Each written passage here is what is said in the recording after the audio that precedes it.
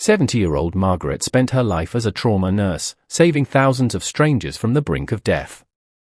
When she retired to the Alaskan wilderness, she thought her days of emergencies were over, until she collapsed alone during a record-breaking blizzard. With the phone lines dead and a mile of snow sealing her doors, her only hope was Barnaby, a scruffy, one-eared stray she had pulled from a frozen ditch 5 years ago. This is the story of the day the patient became the protector, and the dog who walked through a wall of ice to pay back a debt of life.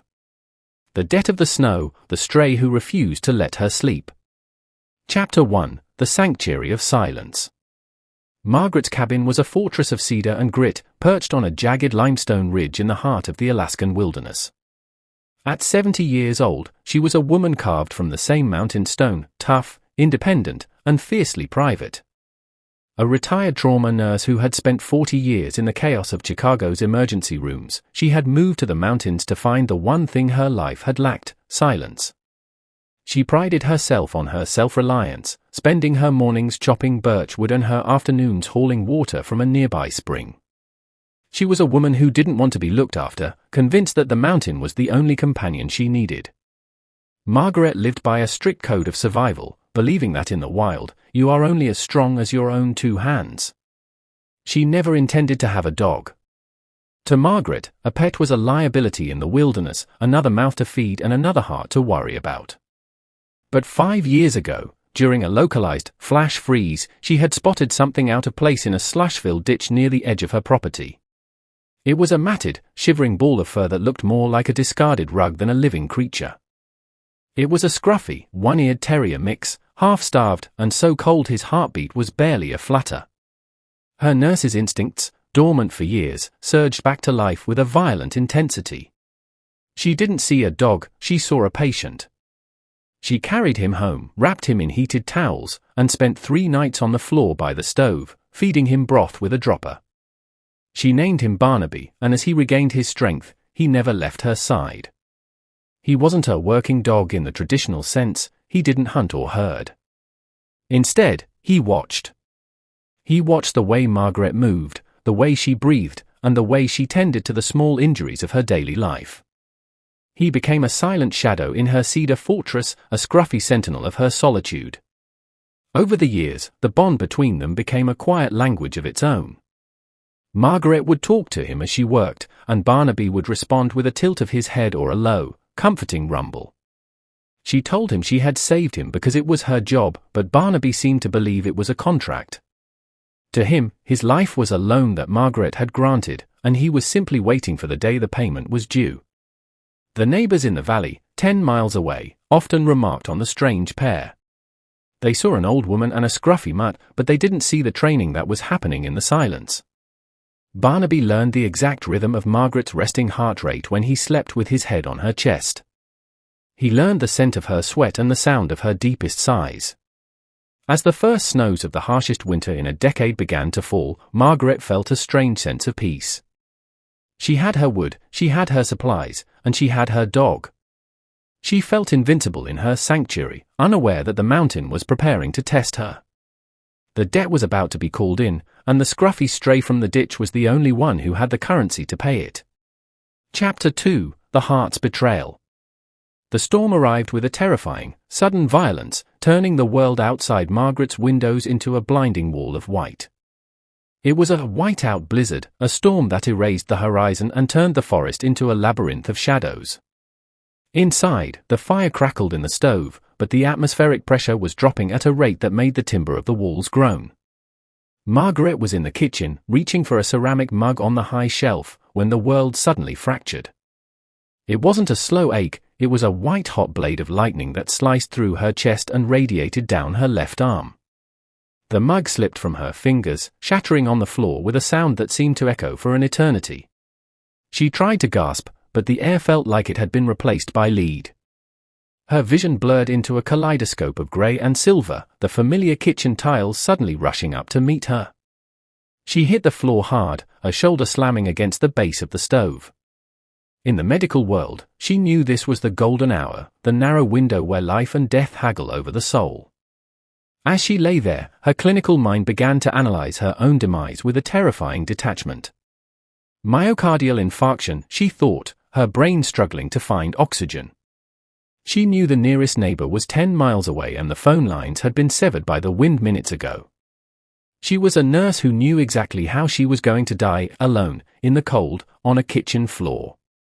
The pain was a physical weight, pressing the breath out of her lungs. She tried to reach for the emergency radio on the counter, but her fingers felt like they belonged to someone else, numb, heavy, and unresponsive. The hypothermia of the floor was already beginning to set in, the heat of her body being sucked away by the cold mountain air leaking through the floorboards. Barnaby, who had been sleeping by the fire, was on his feet before the mug had even finished breaking. He didn't bark, and he didn't whine. He moved toward Margaret with a focused, predatory intensity. He sniffed her face, his nose catching the sudden, metallic scent of a body in crisis.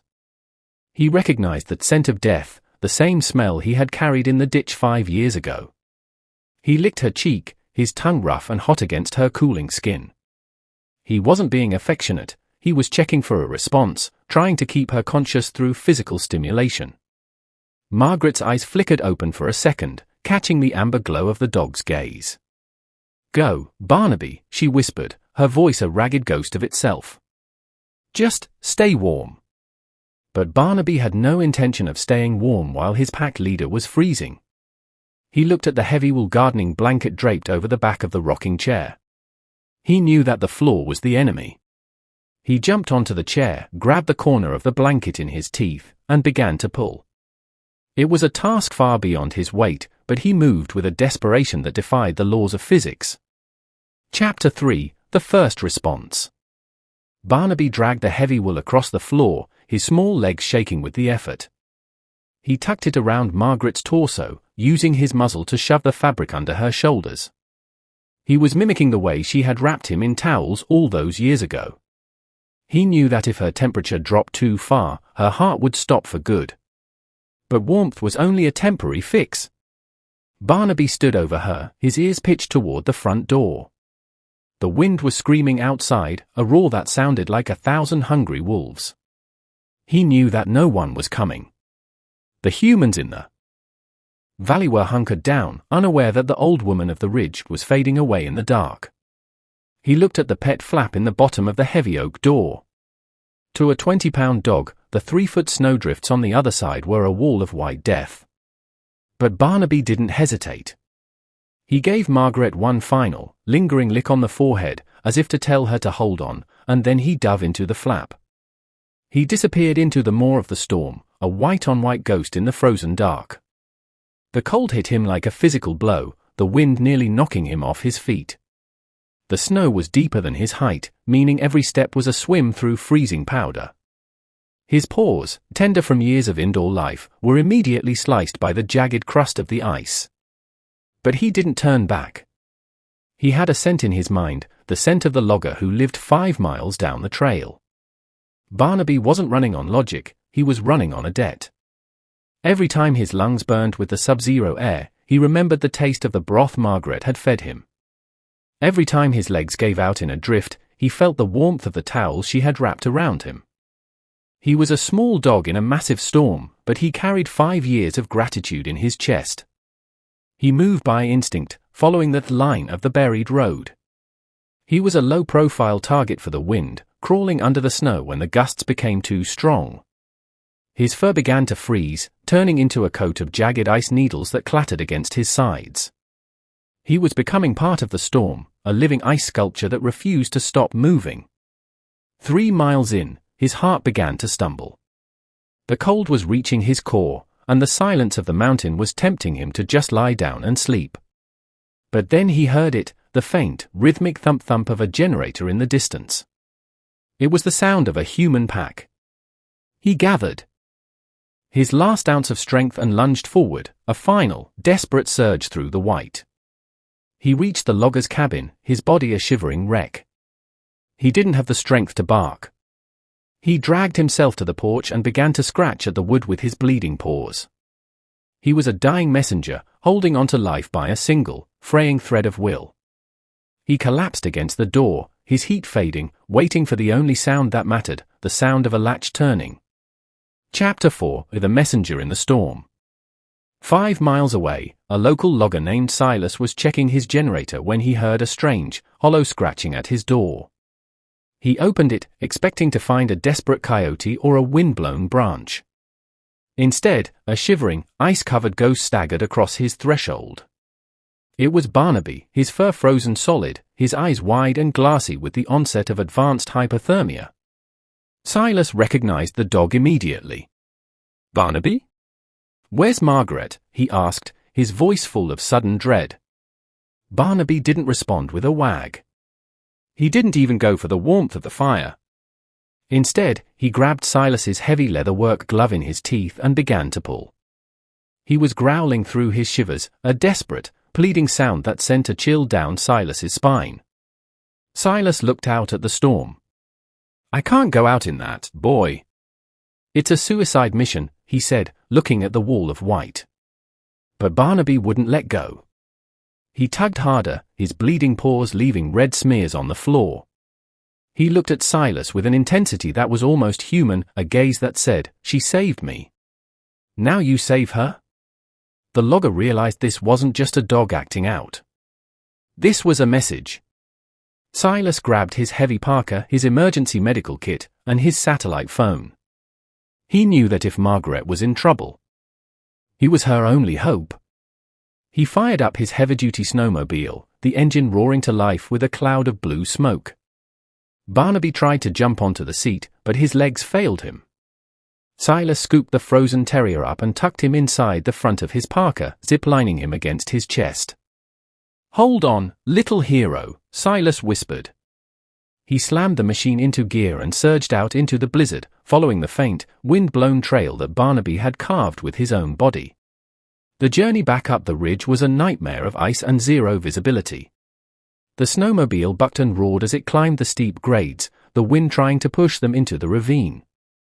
Silas could feel Barnaby shivering against his ribs, the dog's heat warming him as much as his own. It was a race against a clock that was already winding down. They reached Margaret's cabin just as the moon broke through a gap in the clouds. The windows were dark, and the chimney was no longer smoking, the fire had gone out. Silas kicked the door open and rushed inside, his headlamp cutting through the freezing gloom of the kitchen. He found Margaret exactly where Barnaby had left her, huddled under the wool blanket. She was blue, her skin like cold marble, and her pulse was a thready, dying rhythm. Silas went to work with the focus of a man who had seen the mountain take people before. He started the emergency oxygen and began chest compressions, his breath visible in the freezing air. He didn't know if he was too late, but he knew he couldn't stop, not while the dog was watching him. Chapter 5: The Frozen Miracle. As Silas worked, Barnaby crawled out from the parka and dragged himself to Margaret's side. He didn't get in the way. He simply curled his small, thawing body around her head, his warmth radiating against her neck. He was the anchor, the living heat that refused to let her slip away into the big sleep. He licked her hand once, a final plea to his pack leader. For 10 agonizing minutes, there was no change. Silas was exhausted, his muscles screaming, but he kept the rhythm. Then, with a sudden, ragged gasp, Margaret's lungs expanded. Her eyes flew open, wide and unfocused, as the oxygen finally reached her brain. She looked at Silas, then her gaze shifted to the scruffy, ice-matted dog huddled against her cheek. "Barnaby," she whispered, her voice a dry rasp. She reached out a shaking hand and buried her fingers in his frozen fur. The dog let out a soft, relieved whine and licked her forehead. The debt had been paid. The stray from the ditch had stood between the woman he loved and the mountain that wanted her back. Silas managed to get the satellite phone to connect, calling for a medical evacuation. Because the storm was breaking, a high-altitude rescue helicopter was able to launch from the base 50 miles away. Within the hour, the sound of rhythmic rotors drowned out the wind. The paramedics rushed into the cabin, their bright orange suits a stark contrast to the cedar walls. As they loaded Margaret onto the specialized rescue sled, she refused to let go of Barnaby's collar. "He comes with me," she croaked, her nurse's authority returning even in her weakened state. The paramedics looked at Silas, who gave a solemn nod. "That dog walked 5 miles through a blizzard to get me," Silas said. "Here's the reason she has a pulse." The helicopter lifted off into the starlit Alaskan sky, the lights of the cabin disappearing into the vast, dark forest. Inside the cramped, noisy bay, Barnaby was wrapped in the same silver thermal blankets as Margaret. He lay on her chest, his head resting right over her heart, listening to the steady, mechanical thump-thump that he had fought so hard to keep going. The doctors at the regional hospital were stunned by Margaret's survival. They called it a statistical miracle, but Margaret knew better. She knew that medicine had played a part, but the true cure had been a scruffy heart that didn't know how to give up. She spent 2 weeks in the ICU, with Barnaby allowed to stay in a crate by her bed, a first in the hospital's history. When she was finally strong enough to sit up, she looked at Barnaby and realized that the debt of the snow was a circle that would never truly end. She had saved him from the cold, and he had returned the favor by bringing the heat back to her. They were no longer a nurse and her patient, they were two survivors who shared the same mountain soul. Chapter 6: The Circle Closes. Margaret returned to her cabin a month later, but she was no longer the old woman of the ridge who wanted to be alone. She had realized that independence is a hollow victory if there is no one to share the silence with. She hired Silas's nephew to help her with the heavy work, but she kept Barnaby as her primary consultant on all things related to survival. The scruffy terrier became a local celebrity in the valley, but he didn't care for the attention. He was happy to be back in his cedar fortress, lying by the stove and watching the snow fall outside. His paws had healed, and his fur had grown back even thicker than before, as if the mountain had given him a new coat to match his legend. Margaret still chops her own kindling, but she does it with a new appreciation for the strength of her own hands and the loyalty of the creature at her feet. She realized that she hadn't just rescued a dog 5 years ago, she had rescued herself. She had reached into a ditch and pulled out a miracle, never knowing that the miracle was just waiting for its moment to work. Every year, on the anniversary of the blizzard, Silas comes up the ridge with a thick steak for Barnaby and a bottle of wine for Margaret. They sit by the fire and tell the story again, not because they've forgotten it, but because it's a story that reminds them that hope is never truly buried by the snow. It's a story about the unseen ties that bind us to the living. Margaret is 71 now, and her heart is stronger than ever, not just because of the pacemakers and the pills, but because it beats for someone else. She looks at Barnaby and sees the one-eared stray who refused to let her sleep. She sees the hero who didn't need a cape, just a cold nose and a stubborn heart. The mountain still groans in the winter, and the wind still screams through the pines. But inside the cabin on the ridge, there is a warmth that the cold can never touch. It's the warmth of a bond that was tested in the whiteout and came out unbreakable. It's the sound of two hearts beating in sync, a nurse and her dog, two souls who refuse to let the silence have the last word. If you ever find yourself lost in the cold, remember Margaret and Barnaby. Remember that kindness is an investment that always pays interest when the storm hits.